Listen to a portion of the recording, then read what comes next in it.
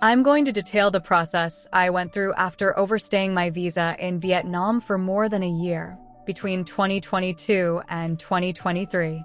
I won't delve into the reasons for the overstay, and I understand you might have judgments. That's all right.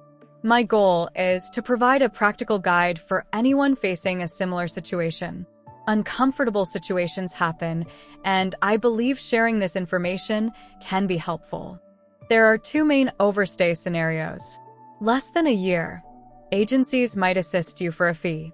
You don't have to go to the immigration office at 196D, Nguyen Thi Minh Khai, Phuong 6, Quan 3.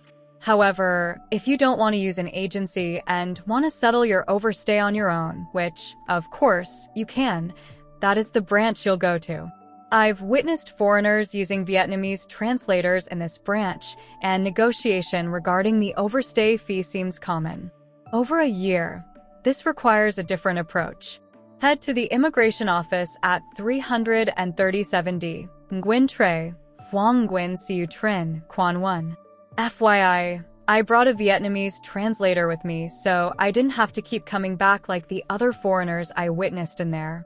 While online support groups can be a source of information, in my experience, they weren't particularly helpful. My network also lacked first-hand knowledge.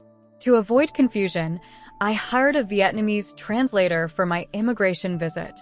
It's not uncommon for officers to be somewhat dismissive towards people unfamiliar with overstay procedures. Their lack of accommodation is precisely why I opted for a translator. The overstay resolution process. You'll fill out a form explaining your overstay and submit it with other required documents. An officer will provide instructions with bank deposit details for the overstay penalty. Note, the bank is close by.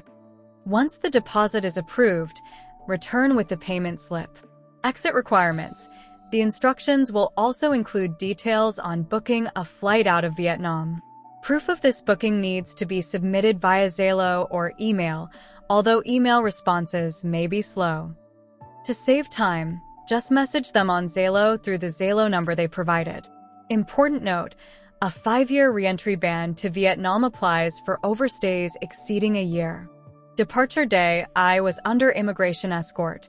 At the airport, I went to the immigration office first, adjacent to security. I presented the payment slip and flight ticket. After a 20-minute wait, they verified my passport, followed by another unnecessary 30-minute delay. Even after verification, my passport remained in their possession even after checking in my luggage. They likely stamped it for exit during this time, but I was still made to wait.